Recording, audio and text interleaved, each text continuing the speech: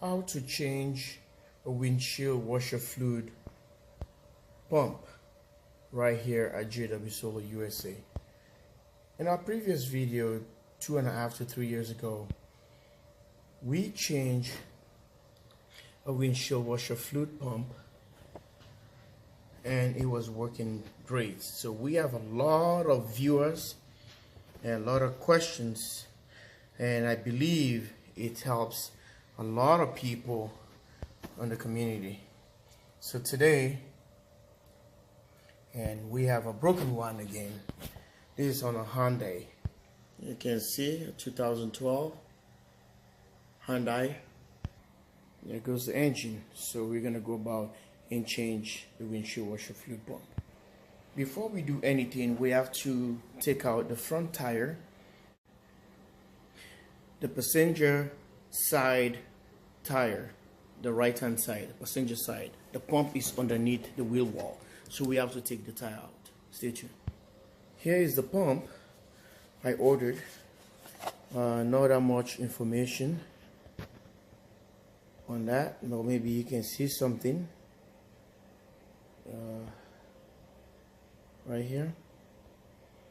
So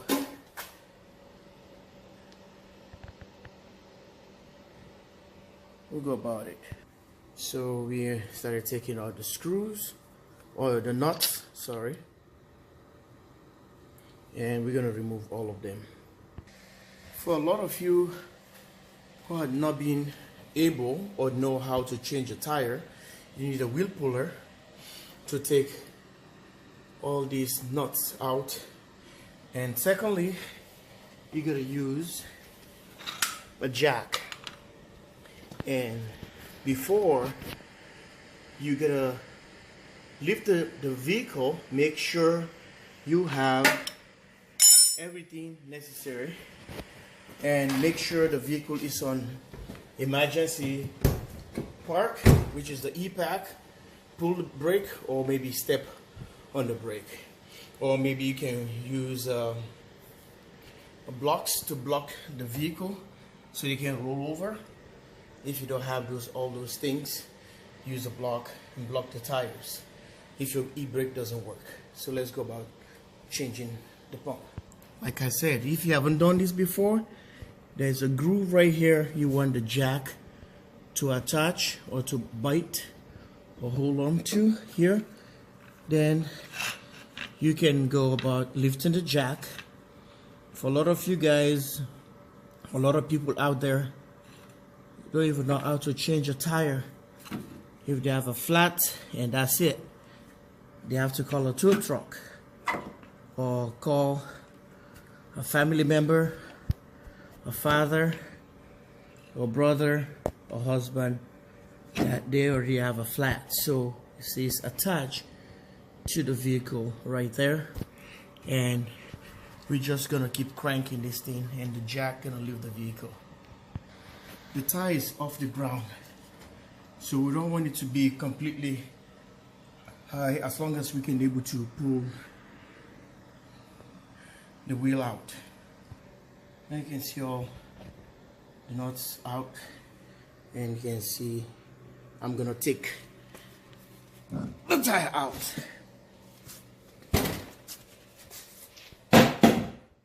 So here we go. We are not doing brakes. We just want to make sure that we have this place clear. We're gonna go through here, the wheel wall, and so that we can reach the pump is underneath here.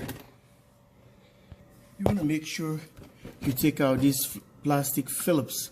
So sometimes they're hard to come out. You have to use like a crowbar or something you can prime and pull these guys so this thing can detach the wheel wall. So far so good. I get one of them there, and here's the pump. Okay, you don't have to take this thing completely out, and you can see there's a bolt right there that tied, and the pump connected to here, and you see the pump. The mechanism is right here, and it has the plug to disconnect the power. So it's gonna be a little bit battle, and this is gonna be, I think it's the rear, and the other one is the front. This is, I think, is the front right here, because I have a rear windshield wiper. So I just have to take these ones and plug it back to the new one. It has a bushing on the corner right there. This disconnects from the tank. So you have to prepare, because this reservoir is almost full. Then we're gonna empty this one. You have to have a container where you can pour this stuff, or it's gonna be all over the floor. So the pump is right there.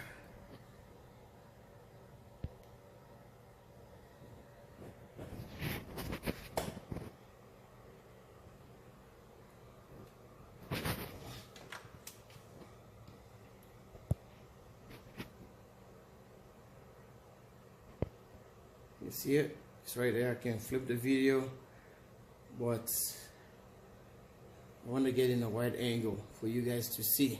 So this is the wheel wall. We bend it, took the stuff, take the tire out, and there we go.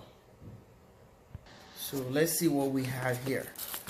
It's not going to take that long. So if we look at it, so here goes the pump. Sorry guys, I can't get the camera on tripod. You see these nozzles right here? It's two of them, right? See the other one right here? The external right here. And one is in front of my thumb. And this is the plug for the voltage, the power. And here is the one, that nozzle I was telling you guys, which is this one right here that goes in there. We gotta take this pump out. We gotta disconnect the power first, this cable, and we're gonna take it out. The water is gonna start draining, and we're gonna put this pump back exactly the way this one orientation, the same orientation. Stay tuned. And this is the bushing that came with it. This is gonna go inside the tank as a seal to here. There's a little mesh on that thing right there to filter any debris about to get in that thing. So we can put this bushing in here, the bushing in here, and get a good watertight seal. This is a tough plug, but we already took it out. Here goes the plug. The plug's in here. It has a 3-pin. So we're going to make a comparison to make sure your pump is the same as the original one that was in there. So we're going to take these guys out and take this other one out. It's going to be a shaky video, and please don't be mad at me, because I'm using my phone to do this. And I'm gonna pull this pump out. Now I started draining, and make sure I got this pump out so it has like a clip. There we go. There goes the pump. That.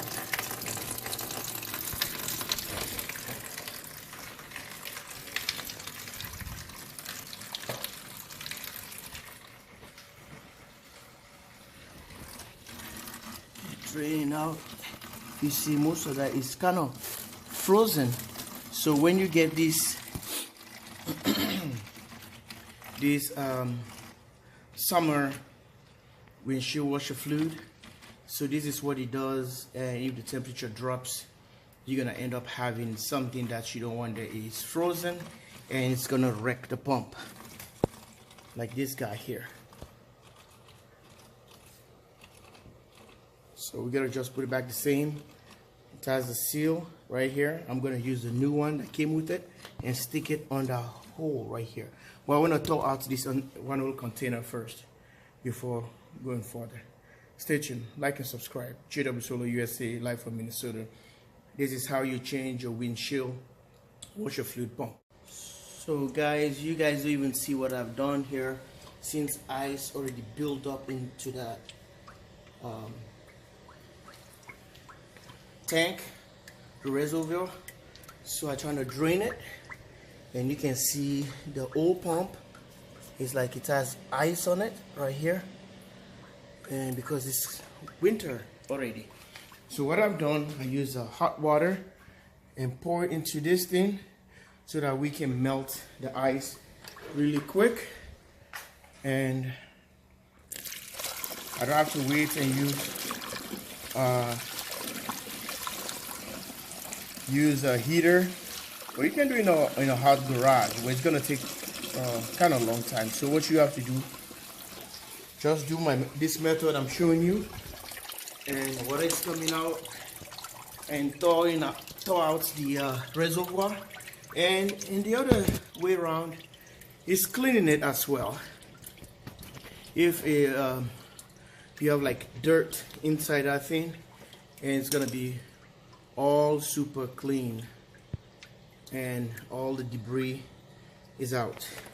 Even though the pumps comes with a mesh right there, like a strainer that filter any debris that goes in. This is the new one. I already put the bushing right here, or the seal. So here's the old one. Okay, so I'm gonna stick the pump back in the reservoir at the same angle. You're not gonna miss it. It's all the same. It goes the same way.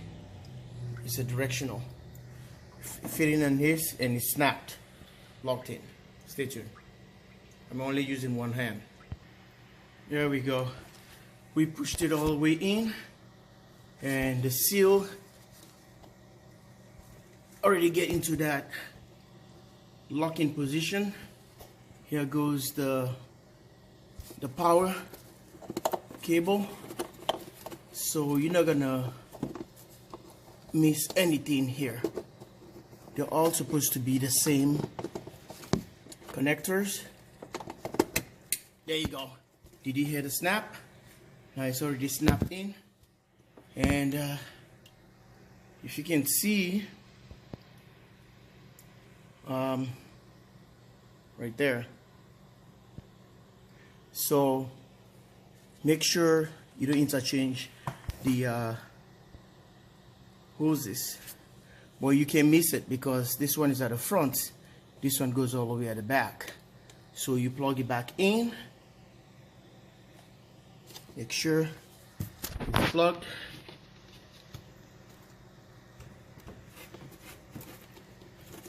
and at the top here there's a little latch that snapped, like this one here. See this one? Supposed to lock into that top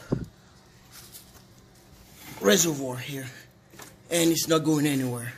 And we plug in the other hose right here. This don't supposed to be long, short video, but I'm trying to do it a little bit longer for other people. I haven't done this before, and you can have a proper understanding how this works. So that's it right there. Sorry for the shaky camera because I'm using my phone, and I want to make sure that you guys got all the information you guys needed. And I'm not going to go back all the way trying to show you how I put the tire back in. So just watch the video what I've done and go in reverse. And it's already locked in. The power cable, 3 wires in there. So, and it sits, you gotta wiggle it, make sure the seal is properly sit in that position, because this is winter and I live in a very cold climate here in Minnesota. So I want to make sure that nothing's gonna bump this thing, or nothing's gonna change the position or the dynamics of the tank. And what we have here now, I'm gonna show you what to put in that thing. This is good stuff. It's a splash, and it's the ultimate. It's gonna freeze. The one I had that before is for summer. Is minus, I think something higher in the positive, not in the negative. So we're gonna dump this to the reservoir, and we're gonna make sure that everything works. We don't have no leakage. If we have any leakage, it's about time we correct that before it's gonna happen. Before we put in the tire. So we're back. There's the purple stuff. I'll let my wife gonna test it to see if it pumps. So yeah, push the ignition. Yep. Just step on the brakes? No. Let it go. Push again. Then the ignition's on. Push the lever. You see? Now it's working. Let me show you guys. Push it. The pump is. Now you see, guys, it's working. It's working. Do it again. Okay, so it works. So this is how you change a windshield washer fluid pump by jwsolarusa in Minnesota. Here's a reservoir. You pour back the liquid, and the liquid is right there empty. So I'm gonna add more to get it all the way full. So always use the minus 35 on winter time when it's cold. The other ones, the cheap ones, on summertime, the green or the blue one, or green, sorry. Okay, take care. Like and subscribe, share this video so that we can able to have more viewers and help other people that doesn't know how to do this. Bye for now.